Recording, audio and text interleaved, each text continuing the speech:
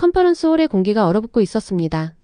중국의 리 교수는 마치 승리를 확신한 장군처럼 단상 위에 서 있었고 그의 마지막 말은 청중의 마음을 조롱하듯 울려 퍼졌죠. 한국은 자원이 없는 나라입니다. 중국이라는 시장 없이는 살아남을 수 없죠. 그 순간 몇몇 청중이 조용히 웃었고 유나리 교수의 얼굴은 굳어 있었습니다. 그때였습니다. 한 독일인이 자리에서 일어났는데요. 그는 베를린 자유대학교의 경제학자 마틴 슐레겔이란 이름의 자원중심 경제 이론의 대표주자이자 오랫동안 그 이론을 가르쳐온 인물이었죠. 그는 조용하지만 단호한 목소리로 말했습니다. 리 교수님, 저는 당신의 연구를 존경해 왔습니다. 하지만 지금 당신은 한 나라의 가능성을 모욕하고 있습니다. 청중의 시선이 그에게 쏠렸고 리 교수는 눈살을 찌푸렸습니다. 마틴은 말을 이었습니다. 오늘 저는 눈으로 봤습니다. 석유 한 방울 없이, 금 한 조각 없이도 나라가 세계를 바꿀 수 있다는 사실을. 그 나라가 바로 대한민국입니다. 그리고 그는 천천히 유나 리 교수를 향해 고개를 끄덕였습니다. 우리는 지금 경제학의 새로운 장 앞에 서 있습니다. 그것을 외면하는 것은 학자가 아니라 선입견의 포로입니다. 그날 프린스턴 대학의 국제경제 컨퍼런스는 단순한 발표의 자리가 아니었습니다. 오래된 사고방식과 새로운 시대의 충돌이 펼쳐진 전장이었죠. 그리고 그 중심에서 한 경제학자는 자신의 모든 믿음을 부수고 새로운 길을 선택했습니다. 여러분, 석유도 없고 금도 없고 땅도 좁은 나라가 어떻게 전 세계를 놀라게 했을까요? 답은 단 하나, 사람이 투자한 나라 바로 대한민국입니다. 1950년대 한국은 전쟁으로 모든 것이 무너진 나라였습니다. 먹을 것도 입을 것도 자원도 없었죠. 그런데 놀랍게도 가장 먼저 한 일은 학교 짓기였습니다. 배워야 산다. 이 한마디가 수백만 아이들을 교실로 이끌었고 그 아이들이 훗날 대한민국을 바꿉니다. 같은 시기 일본은 이미 산업화의 과실을 누리고 있었고 중국은 인구를 기반으로 한 양적 성장에 집중하고 있었습니다. 하지만 한국은 달랐습니다. 단 한 명의 인재라도 제대로 키우자. 그렇게 만들어진 교육 시스템은 기회의 평등과 질적 집중 투자를 가능하게 했고 이것이야말로 한국형 인적 자본 전략의 시작이었습니다. 문해율 99%, 고등교육 이수율 세계 1위. 한국은 전 세계에서 가장 교육열이 높은 나라가 됩니다. 카이스트, 포스코 같은 대학에서 배출된 이공계 인재들이 삼성, 현대, LG를 통해 세계를 뒤흔들었고 일본처럼 자원과 기술 기반이 아닌 사람의 실력으로 모든 걸 바꾼 유일한 나라가 되었죠. 실리콘밸리의 한국계 개발자 국제회의장 특허 인증서.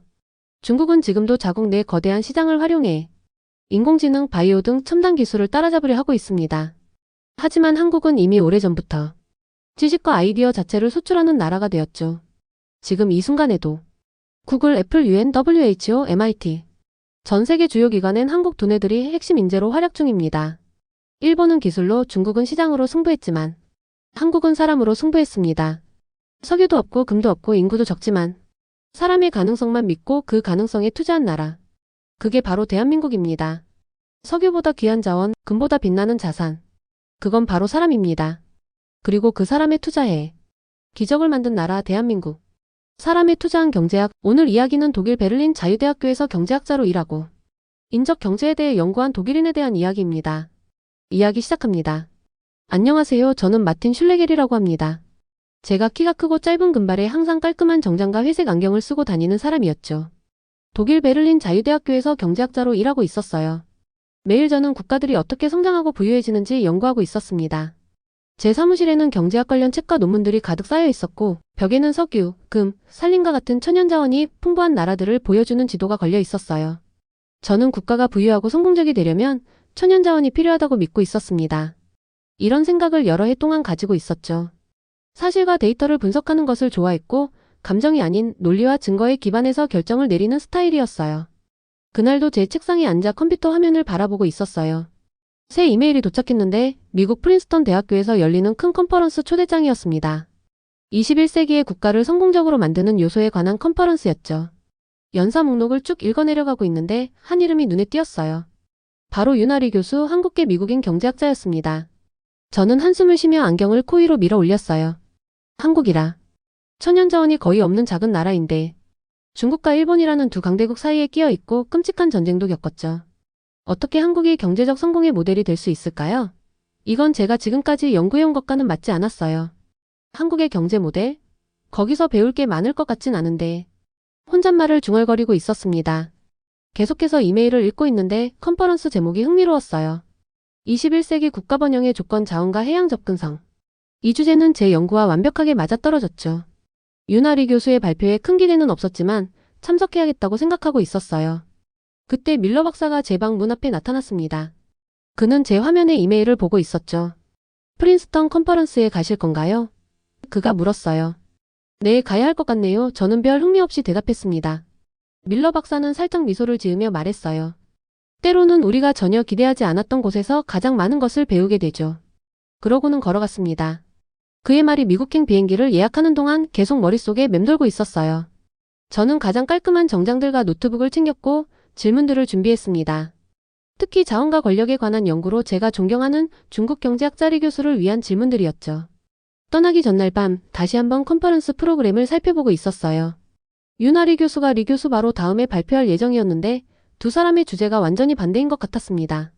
리 교수는 중국의 자원과 규모가 어떻게 중국을 강력하게 만드는지 이야기할 예정이었고 유나 리 교수는 자원이 거의 없음에도 불구하고 한국이 어떻게 성장했는지에 대해 이야기할 예정이었죠. 재미있겠는데 하고 생각했지만 리 교수의 관점이 옳다고 확신하고 있었어요. 이 여행이 경제학과 성공에 대한 제 모든 믿음을 바꿔놓을 거라는 건 그때 전혀 알지 못했습니다. 제가 막 떠나려던 여행은 단순히 미국으로 가는 것이 아니라 완전히 새로운 사고방식으로 향하는 여정이었죠. 베를린에서 비행기가 이륙하고 있을 때 제 이론으로 가득한 깔끔하고 질서, 정연한 세계가 곧 뒤집힐 거라는 걸 전혀 예상하지 못하고 있었습니다. 프린스턴 대학교의 컨퍼런스 홀은 정말 크고 환한 곳이었어요. 수백 명의 사람들이 자리를 채우고 경제학에 대해 조용히 이야기를 나누고 있었죠. 저는 넥타이를 바로잡으며 제 자리를 찾고 있었어요. 제 이름표에는 마틴 슐레겔 박사 베를린 자유대학교라고 적혀 있었습니다. 이 유명한 경제학자들이 가득한 방에서 제 위치가 자랑스럽기도 했지만 약간 긴장도 되고 있었어요. 프로그램 책을 펼쳐 일정을 다시 확인하고 있었습니다. 중국의 리 교수가 먼저 발표하고 그 다음에 한국에 관해 유나 리 교수가 발표할 예정이었죠. 저는 리 교수의 발표를 정말 기대하고 있었어요.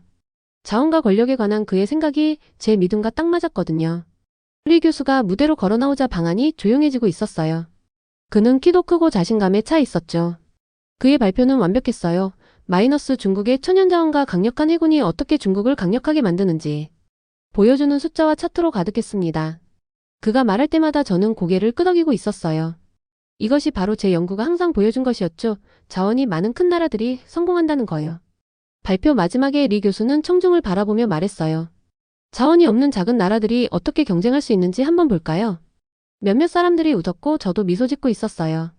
방금 들은 발표에 비해 유나 리 교수의 발표가 약할 거라고 예상하고 있었거든요.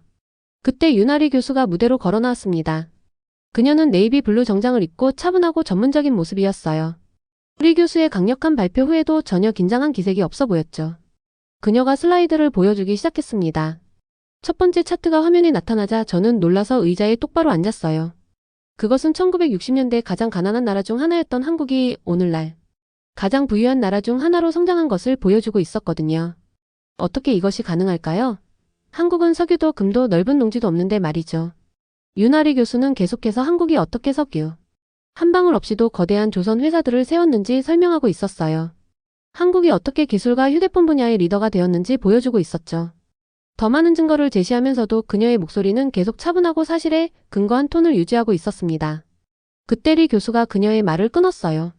한국은 중국 시장 없이는 살아남을 수 없습니다. 라고 그가 큰 소리로 말했습니다.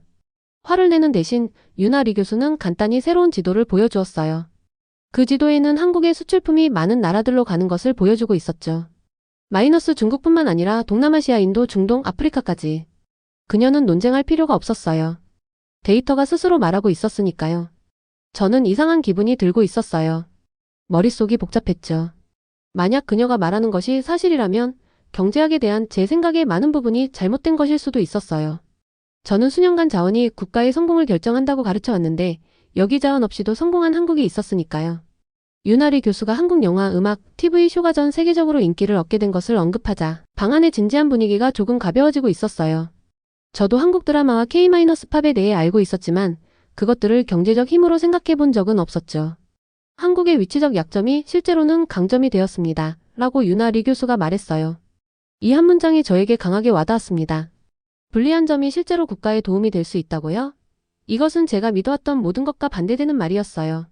갑자기 청중 중에서 한 나이 든 남자가 일어섰습니다. 최 교수라는 유명한 사업가이자 교수였어요. 그의 목소리는 차분하지만 강했습니다. 유나 리 교수는 단지 한국에 대해 애국심을 보이는 것이 아닙니다. 그가 말했어요. 그녀는 우리에게 사실을 보여주고 있는 겁니다. 방 안의 분위기가 변하고 있었어요. 사람들이 이제 정말 집중해서 듣고 있었죠. 저도 더 듣고 싶어서 의자에서 앞으로 몸을 기울이고 있었어요. 제 노트북 페이지는 제가 전혀 예상하지 못했던 질문들로 가득 차 있었습니다. 리 교수는 짜증이 난 것 같았어요. 그의 얼굴이 약간 붉어지고 있었죠.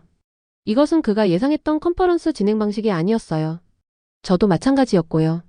주위를 둘러보니 리 교수의 학생인 왕 레이조차도 유나 리 교수를 큰 관심을 갖고 보고 있었어요. 세션이 끝날 무렵 저는 더 이상 무슨 생각을 해야 할지 모르겠더라고요. 제 경제 이론의 깔끔하고 질서 정연한 세계가 균열되기 시작하고 있었어요. 그런데 이상하게도 이 상황이 제가 당연히 느껴야 할 만큼 속상하지는 않았습니다. 오히려 몇 년 동안 느끼지 못했던 호기심의 불꽃이 피어오르고 있었어요. 유나리 교수가 발표를 계속하는 동안 컨퍼런스룸의 공기가 달라지고 있었어요. 뭔가 중요한 일이 일어나고 있다는 걸 느낄 수 있었죠. 저는 안경을 고쳤으며 앞으로 몸을 기울이고 있었어요. 어떤 내용도 놓치고 싶지 않았거든요. 최 교수가 사실과 데이터에 관해 한 마리 공기 중에 맴돌고 있었습니다. 그는 이 자리에 있는 모든 사람들이 존경하는 인물이었고 그가 유나리 교수를 지지한다는 사실이 그녀의 주장을 더욱 강하게 만들고 있었어요. 주변을 둘러보니 많은 사람들이 고개를 끄덕이고 있었죠. 그들은 그녀가 말하는 것을 믿기 시작하고 있었어요. 저도 그렇게 되고 있었을까요? 리 교수와 유나 리 교수 사이의 긴장감이 더 강해지고 있었습니다. 리 교수의 표정이 더 심각해졌어요. 그가 다시 일어서며 목소리가 전보다 더 크고 날카로워졌습니다. 바다는 군사력으로 통제됩니다. 그가 선언했어요.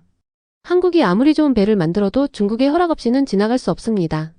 그의 말은 강력하게 들렸지만 어쩐지 공허하게 느껴지고 있었어요. 어제까지만 해도 저는 그에게 완전히 동의했을 텐데 오늘은 그렇지 않았습니다. 유나리 교수는 자원이나 군사력이 없는 나라들도 성공할 수 있다는 너무 많은 증거를 보여주고 있었거든요. 최 교수가 차분하게 대답했습니다. 그는 화면에 새로운 차트를 보여주고 있었어요. 그 차트는 국가들이 중국과의 무역을 줄이고 다른 나라들과 더 많이 거래하고 있다는 것을 보여주고 있었죠. 그 데이터는 명확했고 반박할 수 없었습니다. 국가들은 새로운 무역 파트너를 찾기로 선택하고 있습니다. 최 교수가 설명했어요. 힘이 항상 통하는 것은 아닙니다. 리 교수는 대답이 없었어요. 처음으로 그는 불확실해 보이고 있었습니다. 저에게 이상한 감정이 밀려오고 있었어요. 저는 이제 이 토론에서 유나 리 교수의 편에 서 있다는 걸 깨달았습니다. 어떻게 이렇게 빨리 변했을까요? 오늘 아침만 해도 자원과 힘이 성공의 열쇠라고 확신하고 있었는데 이제는 제가 알고 있다고 생각했던 모든 것을 의심하고 있었어요. 그때 더 놀라운 일이 벌어졌습니다. 리 교수의 학생인 왕 레이가 천천히 일어났어요. 모든 사람이 그를 바라보고 있었죠. 그의 표정은 진지하고 생각에 잠겨 있었습니다. 우리는 왜 한국의 모델을 무시해 왔을까요? 그가 조용히 물었어요. 방안이 완전히 조용해졌습니다. 학생이 이렇게 공개적인 자리에서 선생을 질문하는 일은 드문 일이었거든요. 왕 레이는 진실이 더 중요하다고 믿기 때문에 리 교수와의 관계를 위험에 빠뜨렸던 거죠. 이마에 땀이 맺히고 있었어요. 심장이 더 빠르게 뛰고 있었습니다. 이건 더 이상 학술적인 토론이 아니었어요. 이건 진실과 새로운 사실을 마주했을 때 생각을 바꿀 용기에 관한 것이었죠. 15년 동안 저는 제 학생들에게 자원이 국가의 성공을 결정한다고 가르쳐 왔어요. 그것에 대한 논문을 쓰고 연설도 했었죠. 제 전체 경력이 이 아이디어 위에 세워져 있었습니다. 만약 한국이 많은 천연자원 없이도 성공했다면 그것은 제 연구에 어떤 의미가 있을까요? 저는 안경을 벗어 손수건으로 닦고 있었어요. 깊이 생각할 때 항상 하는 습관이었죠. 다시 안경을 쓰니 세상이 조금 다르게 보이고 있었습니다. 제 머릿속에 깔끔한 구분 마이너스 자원이 있는 부유한 나라들과 자원이 없는 가난한 나라들. 마이너스 2 무너지고 있었어요. 유나리 교수가 마지막 슬라이드로 넘어갔습니다. 그녀의 목소리는 차분하지만 강력했어요. 우리는 이제 자원과 군사력보다 사람과 연결이 더 중요한 시대에 살고 있습니다. 그녀가 말했어요. 한국은 이것이 가능하다는 것을 보여주고 있습니다. 방 안에서 박수가 터져나왔어요. 저는 주변 어느 누구보다도 더 크게 박수를 치고 있었습니다. 단지 그녀의 발표가 좋아서가 아니라 제 안에서 무언가가 변했기 때문이었죠. 벽이 무너지고 문이 열린 것 같았어요. 저는 단지 두 교수 사이의 토론을 보고 있는 것이 아니라 세상을 바라보는 두 가지 방식 사이의 싸움을 지켜보고 있다는 걸 깨달았습니다. 그리고 이 순간 제 오래된 사고방식이 지고 있었어요. 컨퍼런스 진행자가 일어나서 유나 리 교수가 최고 발표상을 받았다고 발표하고 있었어요. 모두가 크게 박수를 치고 있었죠. 리 교수도 표정은 그리 기쁘지 않았지만 조금은 박수를 치고 있었어요. 저는 미소를 지으며 손이 아플 때까지 박수를 치고 있었습니다. 발표가 끝나고 사람들이 방 안에서 작은 그룹으로 모이기 시작했어요. 저는 리 교수의 학생인 왕 레이가 유나 리 교수에게 다가가는 모습을 지켜보고 있었죠. 그들은 조용히 이야기를 나누며 고개를 끄덕이고 있었어요. 둘이 함께 일할 계획을 세우고 있다는 게 느껴졌습니다. 놀라운 일이었죠. 몇 시간 전만 해도 그들은 서로 반대편에 있는 것처럼 보였거든요. 저는 커피 테이블 옆에 서서 오늘들은 모든 것에 대해 생각하고 있었어요. 머릿속이 명확하면서도 혼란스러운 느낌이 동시에 들고 있었습니다. 유나리 교수가 보여준 증거가 이해가 되니 명확했고 제가 수년간 잘못 알고 있었다는 사실 때문에 혼란스러웠죠. 오랫동안 저는 국가가 부유해지려면 석유, 금 또는 다른 자원이 필요하다고 믿고 있었어요. 수백 명의 학생들에게 이것을 가르쳤고 이에 관한 책도 썼죠. 이제 저는 진실을 마주해야 했어요. 한국 같은 나라는 이런 것들 없이도 성공했다는 사실을요. 커피를 한 잔 따르며 유나 리 교수가 다른 경제학자들과 대화하는 모습을 지켜보고 있었습니다. 그녀는 차분하고 생각이 깊어 보였어요. 사람들이 그녀와 의견이 다를 때도 화내지 않고 질문에 답하고 있었죠. 저도 그녀와 이야기하고 싶었지만 긴장되고 있었어요. 무슨 말을 해야 할까요? 마침내 용기를 내어 그녀 쪽으로 걸어가기 시작했습니다. 심장이 빠르게 뛰고 있었지만 계속 걸어갔어요. 그녀가 대화를 마치자 저는 앞으로 나섰습니다. 유나리 교수님, 목소리를 안정시키려고 노력하면서 말했어요. 교수님의 발표가 제 생각을 완전히 바꿔놓았습니다. 저는 15년 동안 자원 기반 경제학을 연구해왔는데 이제 다른 방법이 있다는 걸 알게 됐어요. 그녀는 따뜻하게 미소 지으며 제 이름표를 읽고 있었어요. 베를린에서 오신 슐레겔 박사님, 그녀가 말했습니다. 제 연구가 도움이 되었다니 기쁘네요. 저는 깊게 숨을 들이쉬고 머릿속에 떠오르는 질문을 했어요. 유럽과 아시아의 경제 전략을 비교하는 연구를 함께 해보시겠어요? 그녀의 눈이 반짝였습니다. 물론이죠. 그녀가 대답했어요. 그게 바로 제가 오늘 보여주고 싶었던 거예요. 마이너스 서로 다른 길이 성공으로 이어질 수 있다는 것을요. 우리는 이메일 주소를 교환했고 저는 설렘이 밀려오는 걸 느꼈어요. 이것이 중요한 새 연구의 시작이 될 수도 있겠다는 생각이 들었죠. 그날 저녁 호텔방에서 저는 작은 책상에 앉아 노트북을 열고 있었어요. 오늘 배운 모든 것에 대한 메모를 타이핑하기 시작했습니다. 머릿속의 생각들이 손가락을 통해 흘러나오고 있었어요. 천연자원보다 사람의 능력이 더 중요하다는 것에 대해 쓰고 있었죠. 사람들과 국가 간의 연결이 어떻게 부를 창출할 수 있는지, 한국이 어떻게 약점을 강점으로 바꿨는지에 대해서도 적고 있었습니다. 쓰면 쓸수록 제가 해야 할 일이 얼마나 많은지 깨닫고 있었어요. 예전 생각들 중 많은 부분을 바꿔야 했고 몇몇 연구 논문들도 다시 써야 했죠. 강의 내용에도 새로운 정보가 필요했습니다. 이런 상황이 무섭기도 했지만 동시에 흥미롭게 느껴지고 있었어요. 숲에서 한 길만 있다고 생각했는데 새로운 길을 발견한 것 같은 기분이었죠. 베를린에 있는 동료들에게 이메일을 보내며 제가 배운 것을 설명하려고 노력하고 있었어요. 세상이 변하고 있습니다. 라고 썼죠. 자원에 관한 오래된 규칙들이 더 이상 똑같이 작동하지 않아요. 일부 동료들은 이해할 테고 다른 사람들은 동의하지 않을 거예요. 괜찮습니다. 과학은 사람들이 새로운 증거를 바탕으로 생각을 바꿀 때 발전하는 거니까요. 창밖으로 프린스턴의 불빛이 어둠 속에서 빛나고 있었습니다. 내일 저는 독일로 돌아갈 거지만 떠났을 때와 같은 사람이 아닐 거예요. 제 마음이 새로운 아이디어에 열리게 되었고 경제학에 대한 이해가 더 넓어졌으니까요. 집으로 돌아가는 여정은 훨씬 더 긴 여정의 시작일 뿐이었습니다. 제 교육과 연구, 그리고 어쩌면 다른 경제학자들이 발전에 대해 생각하는 방식까지 바꿀 수 있는 여정이었죠. 모두 제가 기꺼이 듣고 새로운 것을 배우려 했기 때문이었습니다. 프린스턴 컨퍼런스 이후 6개월이 지났어요. 그날 저는 베를린 자유대학교의 동료들 앞에 서 있었습니다. 강의실에는 교수들과 학생들이 가득 차 있었고 그들의 얼굴에는 호기심과 의심이 동시에 보이고 있었어요. 제 손은 약간 땀이 나고 있었지만 머릿속은 맑았습니다. 깊게 숨을 들이쉬고 시작했어요. 15년 동안 저는 국가가 부유하고 강력해지려면 천연자원이 필요하다고 가르쳐 왔습니다. 오늘 그것이 항상 사실이 아닌 이유를 여러분께 보여드리려고 합니다. 첫 번째 슬라이드로 넘어갔어요. 나란히 놓인 2개의 지도를 보여주고 있었죠. 한 지도는 천연자원이 많은 나라들을 보여주고 있었고 다른 하나는 경제가 강한 나라들을 보여주고 있었어요. 어떤 나라들은 두 지도 모두에 나타나 있었지만 많은 나라들은 그렇지 않았습니다. 한국은 첫 번째 지도에서는 거의 보이지 않았지만 두 번째 지도에서는 밝게 빛나고 있었어요. 일부 동료들이 얼굴을 찌푸리고 있었습니다. 그들은 오래된 생각들이 도전받는 것을 좋아하지 않았죠. 그 마음을 이해할 수 있었어요. 6개월 전에 저라면 저도 얼굴을 찌푸렸을 테니까요. 차트와 그래프가 있는 슬라이드들을 계속 보여주고 있었어요. 각 슬라이드는 한국이 가난한 나라에서 부유한 나라로 성장한 이야기를 들려주고 있었죠. 한국이 석유 없이 어떻게 배를 만들었는지, 금속 없이 어떻게 성공적인 기술 회사를 세웠는지, 그리고 한국 음악과 영화가 어떻게 전 세계 사람들에게 다가가고 있는지 설명하고 있었습니다. 세상이 변하고 있어요. 제가 설명했어요. 오늘날 한 나라의 가장 큰 자원은 그 나라의 사람들입니다. 마이너스 그들의 교육, 창의력, 그리고 다른 사람들과의 연결고리가요.